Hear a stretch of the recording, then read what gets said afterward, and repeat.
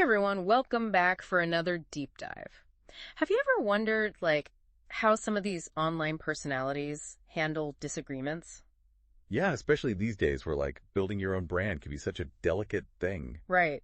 Today, we're diving into a YouTube clip. Well, actually, a clip within a clip that's a total case study in this kind of stuff. Okay, lay it on me. What are we watching? What's this source material? So it's from this wrestling commentary show called Get My Go, episode 53, and they're breaking down a segment from a show called Rue TV. Okay. The host, Rue, goes on this whole rant about his falling out with, get this, former WWE writer Vince Russo. Oh, wrestling drama. Always a recipe for entertainment. Aye. What makes this one special, though? Well, let me tell you, this clip's got it all. We've got Rue going on this whole, really heated rant. One of his guests threatens physical violence over wrestling storylines from, decades ago. Oh, wow. And then there's another guest who's just completely engrossed in a game of Monopoly the whole time this is happening. Wait, what? Monopoly? Yeah. Okay, now I'm really intrigued. Oh, and I almost forgot the best part, the audio quality. It is rough. Oh, come on. I mean, I know we've poked fun at wrestling podcasts before for their, let's say, unique production values, but this might take the cake. Okay, so we're not just analyzing what they're saying, but how they're saying it. The whole context of the situation. You got it. So, to kick things off, let's get into Rue's side of this story first. Oh, good. He starts by claiming that he actually came up with the name The Brand for Russo's group. The Brand, huh? Yeah. He even says they go way back. Okay, so he's establishing some history there. Maybe trying to give his criticisms more weight. Yeah, maybe. He talks about this slow deterioration of their relationship over the past 2 years. Okay. But here's the thing. He never really gives any specific examples. The hosts of Get My Go even call him out on this. They're like, is he maybe exaggerating how close they actually were? Some healthy skepticism. I like it. Right. So the history is a little hazy. So what was the final straw? What caused this big public break? Yeah, what set him off? It all boils down to Russo bringing the, shall we say, controversial figure, Aubrey Huff, onto his new platform, Channel Attitude. Rue, he was not a fan of this move. So how did he try to address that? Did he, confront Russo directly? He says he tried to have a civil conversation, Ugh. even brought in their mutual friend Ed Ferrara as a mediator. But according to Rue, he was met with nothing but passive aggression and ultimately got blocked on social media. This raises a really interesting question about conflict resolution in this online world, right? Right. Was bringing in a third party like that really the best move? Was he genuinely trying to have a dialogue, or was this a way to kind of escalate things? The hosts of Get My Go seem to think it was the latter. Yeah. They question why he felt the need to bring someone else into what seems like a pretty personal dispute, especially when it appears to be rooted in their different political viewpoints. Oh, yeah. And that's where things get really complicated, right?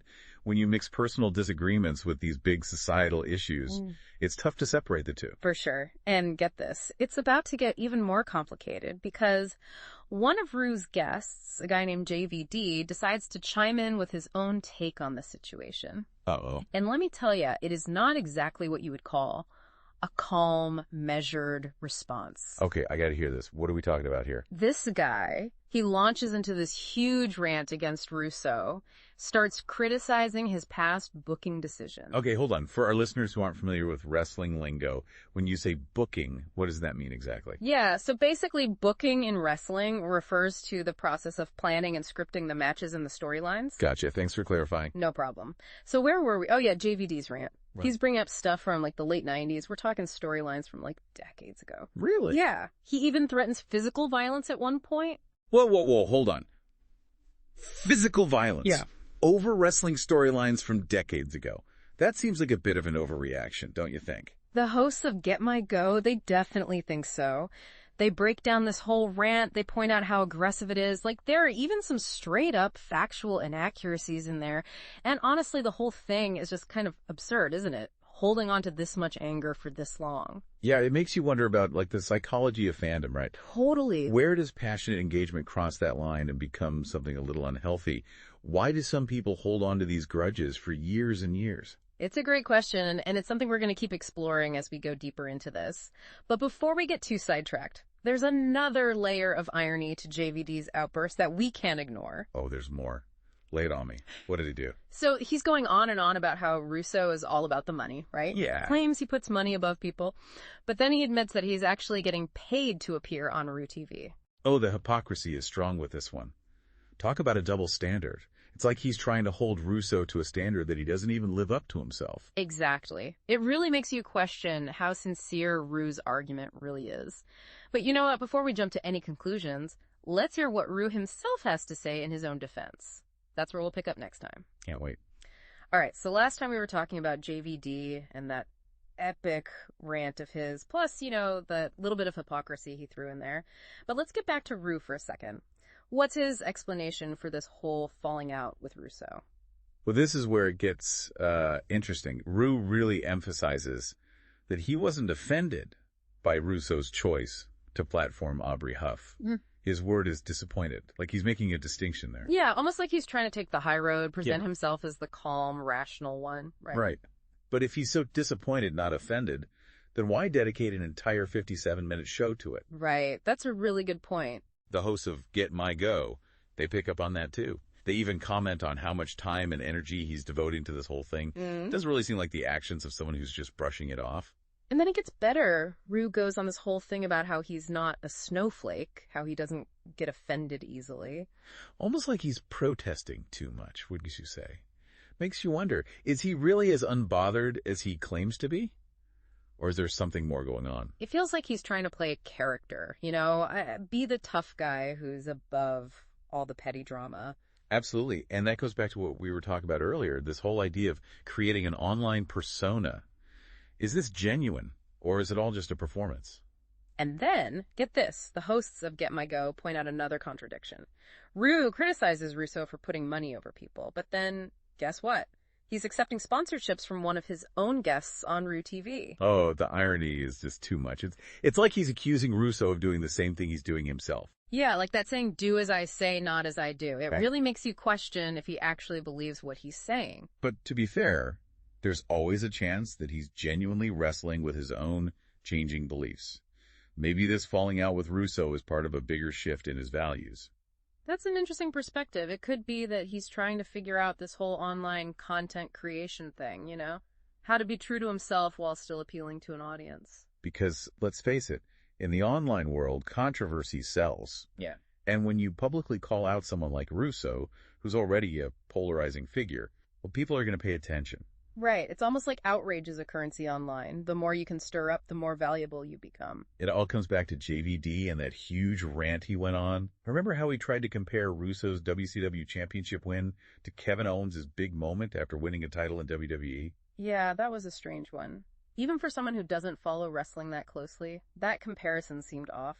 Let's break it down for our listeners who may not be familiar with all the ins and outs of wrestling history. Okay, so back in the late 90s, Russo booked himself to win the WCW World Heavyweight Championship. Okay. A lot of fans saw this as a controversial move. They thought it damaged the credibility of the championship. So that's Russo's side. What about Kevin Owens? Why was JVD bringing him into it? Well, Kevin Owens is known for his emotional storytelling in the ring. He had this incredibly powerful moment when he won a championship and broke down crying. It really connected with the audience. So I'm guessing JVD was contrasting the two, saying Russo didn't really earn the championship the way Owens did. Exactly. He's basically blurring the lines between what's real and what's part of the show. It's like he can't separate the performance from the performer. This is a perfect example of what we were talking about before, right? That overinvestment in the fictional world, where the storylines become so real that they evoke these really strong emotional responses. And that raises a really interesting question. At what point does passionate fandom become an unhealthy obsession? When does it go from enjoying entertainment to blurring the lines between reality and fiction? This actually reminds me of something else that happened on Ru TV. You know, that other guest, the one who was totally focused on playing Monopoly the whole time. Oh, how could we forget? The guy was on a mission to bankrupt everyone at the table, completely oblivious to everything else going on. Like he was in his own world. The hosts of Get My Go have this theory that he represents the ultimate wrestling mark. A mark? Yeah, in wrestling terms, a mark is a fan who completely buys into all the storylines, who believes that everything they see is real. It's like a whole other layer to the episode, isn't it? His complete obliviousness to the drama is almost a commentary on how absurd this whole situation is. Here are these guys arguing about this petty squabble, and he's just collecting rent on Boardwalk, having a good time. It's funny, but it's also kind of thought-provoking. Maybe it's a reminder that sometimes it's better to just tune out the noise and focus on what's important, or, in this case, on buying as much property as possible. And it brings us back to that question of intention. Was Rue's whole thing a calculated move to get attention? Or was he actually being sincere about his beliefs? I think that's something our listeners will have to decide for themselves. Absolutely. We've presented the facts, highlighted the contradictions, and looked at things from different angles. Now it's up to them to weigh the information and come to their own conclusions. But before we wrap up, there's one more thing about Rue TV that we can't ignore: the sound quality. Or should we say the lack of sound quality? Exactly. The hosts of Get My Go, they're known for their pretty harsh audio critiques, and they don't hold back when it comes to Rue TV. So what's the verdict? Is it just plain bad? Yeah. Or so bad it's good? Let's just say it's not exactly a sonic masterpiece. Rue's microphone technique, well, it needs work. There's background noise, and at times you can barely hear one of the guests. This actually raises an important question. How much does production quality really matter in the world of online content? Right. We've been talking about how important it is to craft a persona and strategically use controversy to build your brand. But what about the actual quality of the content itself? You could argue that authenticity matters more than polish. That a raw, unfiltered approach can actually be more engaging, even create a sense of intimacy with the audience. On the other hand, there's a certain level of professionalism that people expect, especially if you're trying to be taken seriously. Poor audio can be really distracting. It can make it hard to follow the conversation. And in the end, it can actually hurt your message. It's a tough balance. You want to be authentic, but you also want to be professional. And I think that's a great point to leave our listeners with. As you continue to watch and listen to online content, whether it's wrestling, podcasts, or anything else, pay attention to the production choices they make. Do they add to the message or take away from it?